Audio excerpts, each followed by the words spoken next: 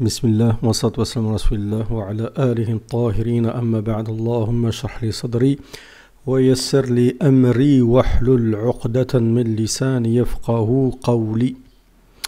Donc ici il s'agit d'un shir qui va défier donc un sorcier. Donc il va raconter cette histoire, comment ça s'est déroulé. Ce shir est un shir connu qui fait partie de l'ancienne organisation qui s'occupait de condamner donc tout ce qui était répréhensible et de conseiller le bien en Arabie Saoudite. Mais bon, après cet organisme a rencontré des problèmes et n'a pas pu donc exercer ses fonctions malheureusement. Donc on va écouter ce que le shir dit concernant ce défi qu'il a fait à l'égard d'un sorcier. Bismillah. Décryptage et commentaires. Comme d'habitude, n'oubliez pas de mettre un j'aime, je vous remercie d'avance. ذهبت لهم مجموعة أنا والإخوان في إحدى الدول في أحد الدول وكان معي 4 من المشايخ فعلا يظهرون للناس شيئا من أمامك وعلى مرأة من الناس واجتماع من الناس وموجودين ثم يجيبون السكاكين والسيوف تريد أن تضربه ما تستطيع تضربه هناك موانع وقاية عليه وكأنه شياطين كأنه ما تستطيع حقيقة. Donc il explique qu'il est parti avec un groupe de frères et aussi accompagné de Shir, d'accord. Donc dans un pays où il y avait donc un sorcier qui utilisait donc la sorcellerie et il montrait aux gens donc son pouvoir et les gens essayaient de le frapper avec des bâtons, avec un couteau, avec ce que vous voulez avec leurs mains et ils ne pouvaient pas. Il y avait une sorte de protection qui faisait en sorte qu'on ne pouvait pas le toucher en fait. قلت له تسمح لي أجرب قال أنت طاقتك ضعيفة ما تستطيع يقول كبيرهم قلت طيب أحاول معك قال أنت بكل احتقار وازدراء يقول لي يحتقرني. Donc le shir il s'est adressé donc à leurs sorciers, donc ceux qui avaient ce pouvoir et que tout le monde considérait et respectait, et il lui a dit moi j'aimerais bien relever ce défi, laisse-moi essayer de te toucher. Et il lui a dit toi, genre en le dénigrant, il a dit toi c'est pas possible, ainsi de suite, tu ne pourras pas, t'as pas assez d'énergie, tu dégages pas de puissance, ainsi de suite. Bon, il a vraiment dénigré le shir. قلت بإذن الله متوكلا على الله وأعلم أن الله هو القوي وأني متوكل عليه معتمد عليه أن الله سيخزيك. Et lui donc le shir dans sa tête il a dit par Allah, par la permission d'Allah Azza wa Jalla, avec la puissance d'Allah Azza wa Jalla, en faisant confiance à Allah Azza wa Jalla, Allah Azza wa Jalla il va t'avilir. قل في نفسي أجرب قال لا أنت لك أعطيك واحد من المريدين اللي عندي حطه وقال أول شيء جرب وجاب السكاكين والسيوف وجاب الأشياء وبدأ يضرب ويطق عليه ما حيستطيع كل ما جاء إنسان رد وكل ما يطعم ما يستطيع. حقيقة الجن يردونها شيء. Donc il a dit qu'il lui a dit moi je peux te ramener pour toi un élève mais genre pour moi c'est pas possible, t'es pas assez puissant pour moi. Et donc il a refait encore une démonstration de qui dit qu'ils ont essayé de toucher la personne avec tout, couteau, bâton, tout ce que vous voulez. Impossible de toucher. Pourquoi? Parce que les djinns font en sorte que la personne ne puisse pas toucher cette personne-là. Alors c'est vrai que quand vous allez voir les images, on a peut-être du mal à croire. Ça fait un peu théâtral. On dirait que c'est un cirque. Mais en fait ça existe réellement. Il y a beaucoup d'histoires comme ça, ainsi de suite. بعد هذا قال يلا خذ السكاكين وخذ السيوف والعصيان اضرب. قلت انا ماني بحاجه لا لعصيانكم ولا لخشبانكم ولا الاشياء انا بس بقول كلمه عنده. وقفت عنده يا شيخ وانا اتذكر حديث موسى قال يا ربي علمني دعاء ادعوك واذكرك به. قال يا موسى قل لا اله الا الله. قال يا ربي كل عبادك يقول لا اله الا الله. قال لو ان السماوات السبع وعامرهن غيري والاراضين السبع في كفه ولا اله. قلت لا اله الا الله لا إله إلا الله يقولها الإنسان 100 مرة تكون له حرز من الشيطان. Donc lui, le shir, il dit que il s'est remémoré en donc une phrase et une dua qu'a fait Moussa alayhi salam en demandant à Allah Azza wa Jalla apprends-moi une parole, d'accord, qui me conférait donc une certaine puissance. Et Allah Azza wa Jalla lui a dit donc dis la ilaha illallah. Et Moussa alayhi salam, ou je ne sais pas si c'est le shir qui dit ça, tout le monde dit la ilaha illallah, mais Allah Azza wa Jalla donc lui explique que la ilaha illallah, si on devait mettre sur une balance la ilaha illallah, les cieux et la terre de l'autre côté, c'est la ilaha illallah, cette parole qui le remporterait. par sa puissance et la lourdeur de cette parole dans l'essence qu'elle comprend. حتى يمسي. حتى يمسي يا جماعة. Et le shir de préciser que lorsqu'on dit 100 fois la ilaha illallah wahdahu la sharika lah, lahul mulku wa lahul hamdu ala kulli shay'in qadir, si vous dites 100 fois la ilaha illallah, cette dua chaque matin, comme c'est rapporté dans un hadith, donc il y a différentes formules, vous bénéficiez donc d'une protection contre le shaitan tout simplement. 100 مرة حرز لك من الشيطان في يومه ذاك. هذه من الوسائل أيضا. هذه خلنا الوسائل. في القصة يا شيخ. قلت وكلمات الله التامات أهل العلم يقول هي أسماء الله وصفاته الكاملات التامات. صحيح شيخ. قلت بسم الله بكلمات الله كنت أعوذ بكلمات الله التامات من شر ما خلق. Donc le shir dit la dua, donc c'est parmi les doigts les plus connus concernant pour être protégé du monde démoniaque, mais pas que. Aussi tous les insectes qui sont, on va dire, venimeux, mais aussi qui ont une partie démoniaque, hein, les scorpions, serpents, ainsi de suite. Et cette dua, c'est A'udhu bi kalimatillahi tammat, donc je demande protection à Allah Azza wa Jal par ces paroles donc complètes, min sharri ma khalaq, du mal qu'il a créé. نفث عليه. قلت كذا شيء. هذه رقية على طول. وسقط. Donc il dit que le shir a récité cette dua et il a soufflé. Vous savez que quand vous faites la ruqya sur une personne qui est possédée, pour atteindre le démon, d'accord, vous récitez, ensuite vous soufflez, ce qu'on appelle an-nafth. Il faut savoir que par antagonisme, dans le monde démoniaque, les sorcières, lorsqu'elles font leur sorcellerie et ainsi de suite, elles aussi, elles soufflent dans les nœuds.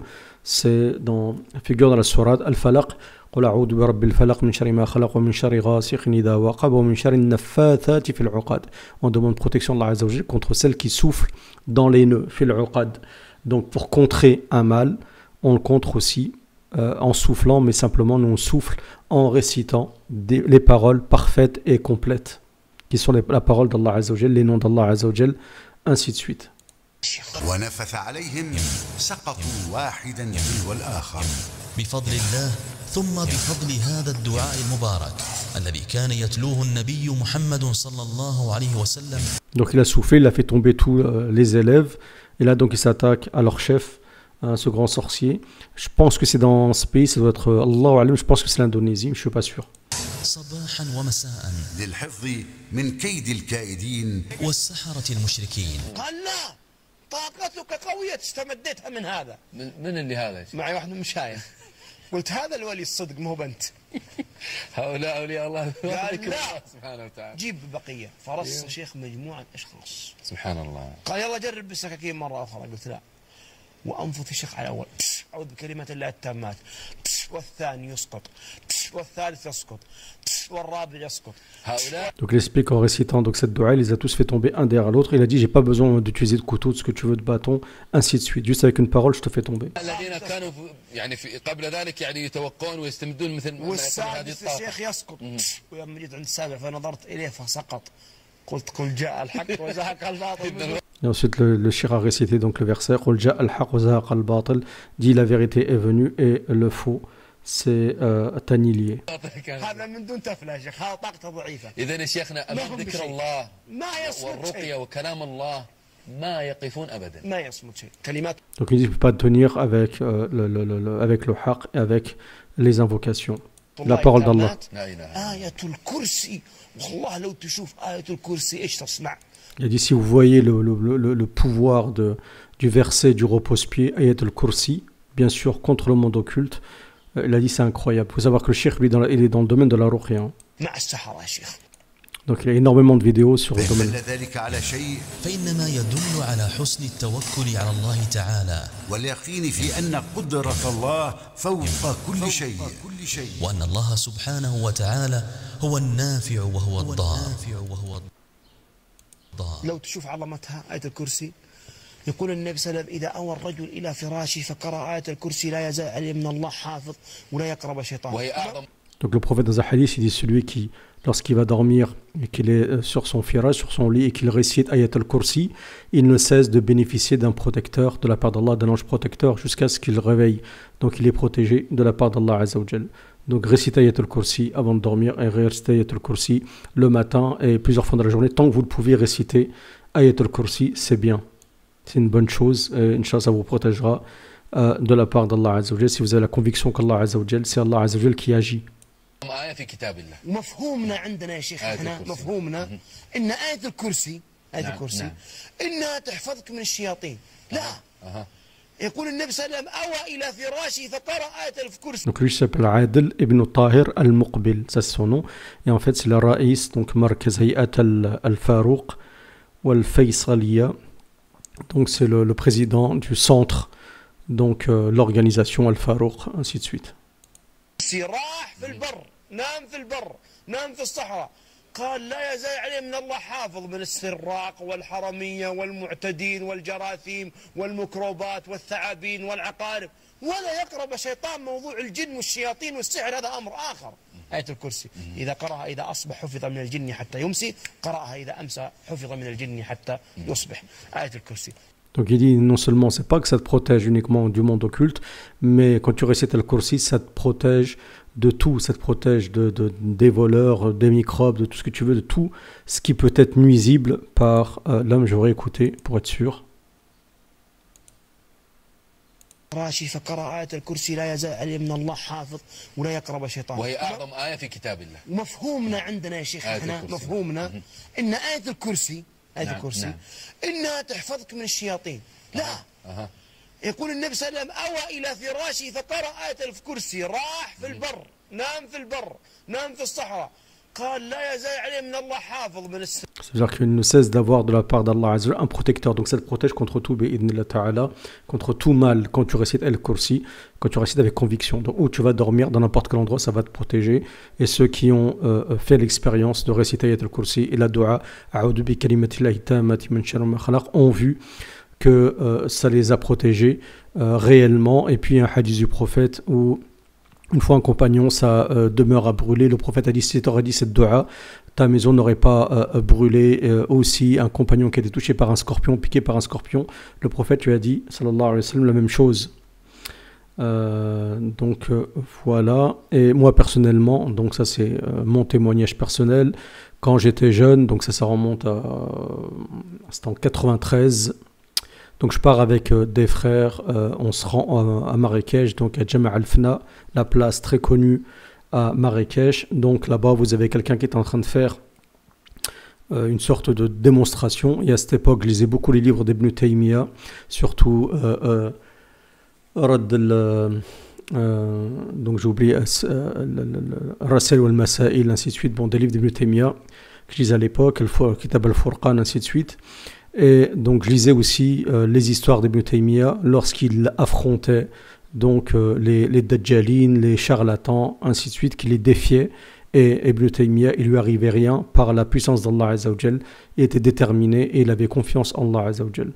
Donc on se rend de la place de Jama' al-Fna et puis il y a une sorte une personne qui, je vois tout de suite qu'il travaille avec les djinns. Pourquoi? Parce qu'il a un fil et il y a des perles, d'accord? Donc on voit que les perles, il fait comme ça. Donc en bougeant le fil, on voit que les perles, elles descendent et elles montent sans aucun problème. Donc c'est des perles qui sont percées. Si le fil, tu le tournes, tu le pivotes de haut en bas, automatiquement les perles tombent. Puis à un moment, il commence à parler. Donc il s'adresse au djinn. Moi je comprends qu'il s'adresse au djinn. Il lui dit, regardez bien. Donc il remonte les perles, il les tient, il retient les perles et il lâche. Et les perles, elles sont censées tomber. Mais qu'est-ce qu'il fait? Il dit, shedha, tiens-la. Et subhanallah, tu vois la perle, elle tombe, elle s'arrête. Alors qu'elle est censée tomber jusqu'en bas, logiquement. Il dit shedha. Et après, il dit encore lâche-la. La perle, elle descend. Shedha, il la tient, ainsi de suite. Et bon, il y a des témoins. De toute façon, les frères qui me connaissent cette histoire-là, parce qu'ils étaient en ma présence. Et je dis aux frères, venez, on récitez Ayat al-Kursi, récitez Qul a'udhu bi rabbil falaq, Qul a'udhu bi rabbin nas et Qul huwallahu ahad, et vous allez voir. Il récite, donc il essaie de refaire la démonstration. Quand il se met à repivoter le fil, et pour essayer de retomber les perles. Qu'est-ce qui se passe? Les perles, elles tombent tout de suite en bas. Qu'est-ce qu'il fait? Lui, il récupère les perles avec le fil et il commence à nous scruter un par un et il commence à balbutier en disant moi je travaille pas avec les djinns, nanani, j'ai rien à voir, je fais pas de sihr, je sais pas quoi. Et il était en train de regarder pour savoir qui parmi nous était en train de réciter. Bon, après nous on s'est mis à rire et j'ai dit au frère vous avez vu. Et donc c'était une expérience, je devais avoir à cette époque, j'étais très jeune. Donc déjà, rien qu'en lisant Ibn Taymiyyah, ainsi de suite, ben, vous pouvez expérimenter ce genre de choses et vous voyez, subhanallah, que tout de suite, le verset du trône, eh ben, ça annule tout ce qu'ils font avec l'aide des djinns, d'accord? Je pense qu'il y a plein d'histoires comme ça de personnes qui ont réussi à annuler des choses faites par des magiciens, parce que des magiciens qui utilisent la magie qui est en quelque sorte une sorte de tromperie, l'effet optique ou autre, mais vous avez aussi la magie où certains utilisent tout simplement des djinns. Donc si cette vidéo elle vous a plu, comme d'habitude, mettez un j'aime, partagez-la. Si vous n'êtes pas abonné à la chaîne, abonnez-vous. Inch'Allah, il y a des vidéos qui arrivent et j'essaierai bien sûr, comme certains m'ont dit dans les commentaires, de varier, de ne pas toujours parler du même sujet. Je vous remercie pour votre écoute. Subhanakallahumma wa bihamdik. Ashhadu an la ilaha illa ant astaghfiruka wa atubu ilayk. Et si vous connaissez des choses comme ça s'est déroulé, vous savez quel pays où ça se passe, si c'est réel, si vous avez vu de vos yeux des choses comme ça, ben, veuillez commenter et donner vos témoignages, fournir vos témoignages dans les commentaires.